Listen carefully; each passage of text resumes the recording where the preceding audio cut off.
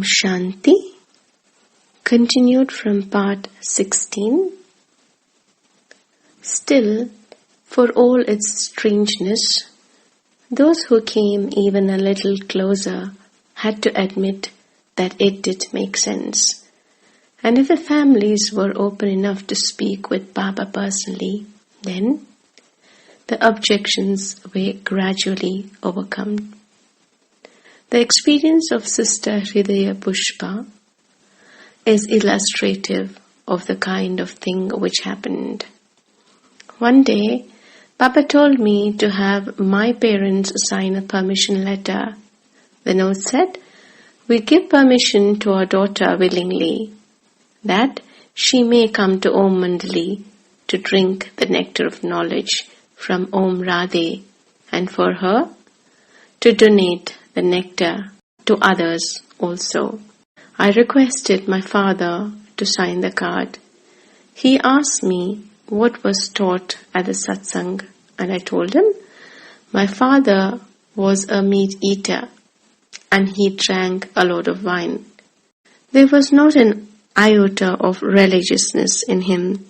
He got very angry as soon as he understood me. "I will not sign anything like that," he shouted. I was perplexed. I went to my room to think. What would happen now? Baba wouldn't let me come to satsang without permission, and my father would not give it. I felt that I could not live without continuing to see Baba and to drink in his knowledge. I would be like a fish out of water. I prayed to God to help me. The next day I went to see Baba and told him my trouble. He smiled as if he had already heard my prayer and considered it. He told me to invite my father to come and meet him. This excited me. I smiled again for the first time in days and ran home to tell father. "Baba has remembered you," I told him. "He asked to see you." Hearing this, my father softened somewhat, for Dada Lekraj had a high reputation in the community, and one did not lightly turn down an invitation to meet and confer with such a wealthy and established personage.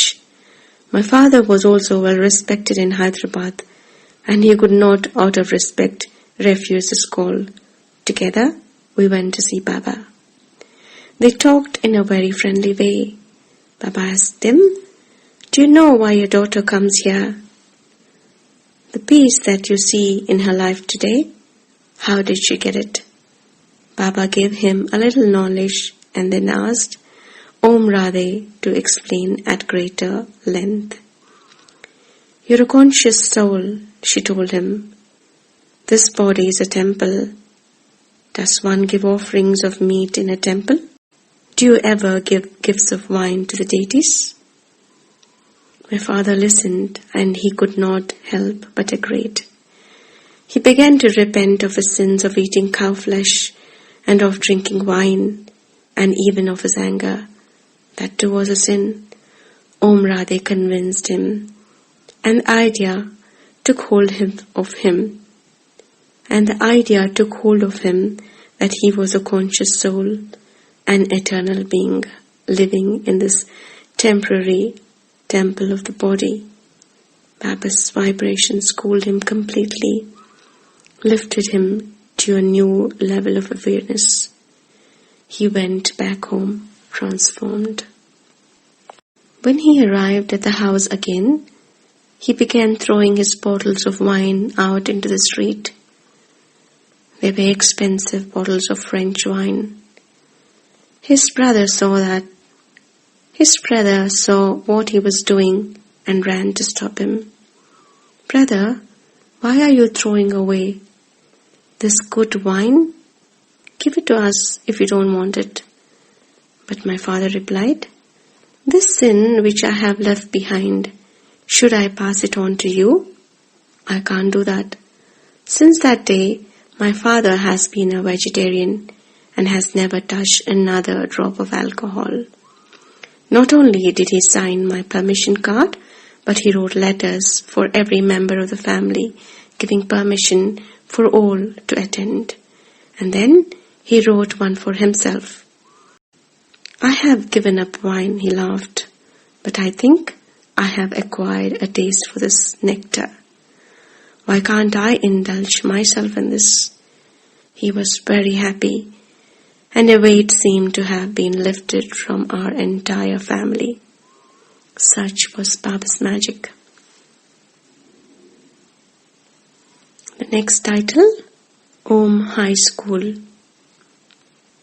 Whose families were now joining Baba's congregation, and they wished that arrangements could be made so that the small children could also receive an education there, both in terms of ordinary knowledge, the skills of reading, writing, and arithmetic, as well as spiritual knowledge and environment which only Baba and Baba's children could provide.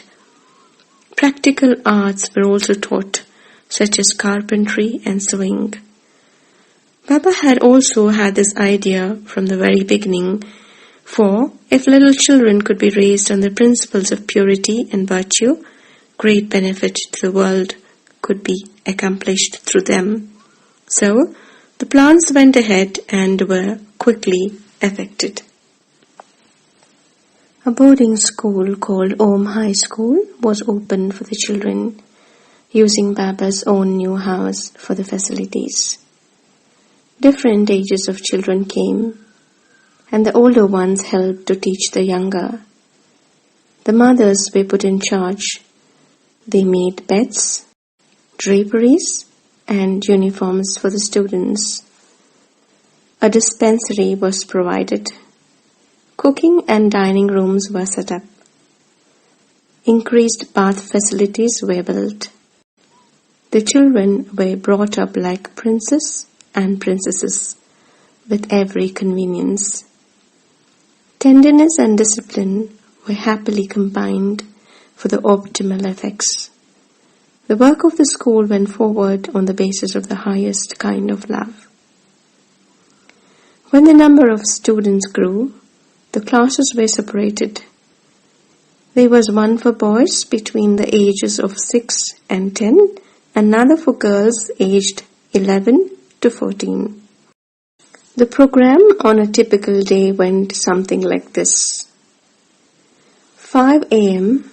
the children arise, light exercise and a walk followed by a meditation on peace. 6:30 a.m. bath and breakfast. 8 a.m. studies begin. 10:30 a.m. fruits given for a snack. 11 a.m. to 1 a.m. classes continue. 1 p.m. lunch and rest. 3 p.m. classes in spiritual knowledge followed by songs and conversation. 11 a.m. to 1 p.m. classes continue. 1 p.m. lunch and rest. 3 p.m. classes in spiritual knowledge followed by songs and conversations. 5 p.m. a milk break and an evening walk. 7:30 p.m. dinner. 8:30 p.m. informal talks and counsel about how to attain the best qualities in oneself, the importance of purity in food, how to handle the everyday problems of life, and other points of knowledge which the children ask about. 10 p.m. Samadhi. 10:30 p.m. Sleep. Physical health was not forgotten amidst all this attention to spiritual well-being. The children were involved in an active program of exercise to keep their bodies strong and robust. Plenty of sunshine and varied kinds of play activities kept them stimulated and in a high state of consciousness. Wearing their uniforms, they would enjoy their morning drill on the sea beach at Clifton, where Baba often took them. The uniforms did away with the girls' consciousness of being female. with its social constraints of submissiveness and weakness, and great efficiency and power of organization was attained. More importantly, they learned how, while performing the intricate drills, to remain established in the remembrance of God. Sometimes Baba took them specially to the beach in the early morning hours, not to drill, but rather to sit in silent meditation. Sitting each some distance apart from the other, perched on lonely sand dunes or rocks, jutting out by the surf in the dawn's clear light, secluded with their Supreme Father, these souls in young bodies reached an understanding of their own eternity, made contact and remained in loveful, silent communion with Shiv Baba for long, blissful periods. While gulls wheeled overhead on the quiet beach, they would gently go into a state of trance, flying higher than the birds could even dream of, swans of knowledge returning to their high home beyond the world. When the children returned to the school, they would take part in karma yoga, cleaning up their rooms, making their beds, mopping the bathrooms, washing their clothing. They kept everything spotless. Visitors found it a joy just to see the immaculate habits these children had inculcated. When it was time for meals, they used to come quietly to the dining area and sit in a line to take the food. Until all had received their portions, no one would begin to eat. They observed silence while dining,